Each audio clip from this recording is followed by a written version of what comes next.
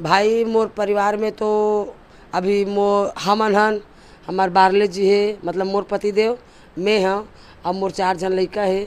अब मोर 4 जन लड़का मन के शादी बर ब्याह हो गए, बहू है, बेटा है, दामाद है, और ओकर मन के अउ लोग लड़का तो मतलब पूरा पूरे परिवार के साथ में हमार रहथन।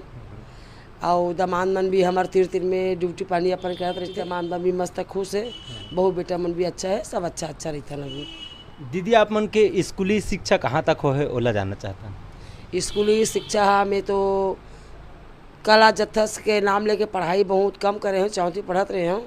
वही समय मोला गुरुजी हा मोर गाना बजाना देखिस ना, तो मोर बाबूजी लाग बोलिस, कहते सुंदर लड़का गाना गाते हो, पढ़ावत नहीं अच्छ, पढ़ा न गा ऐसे कह के।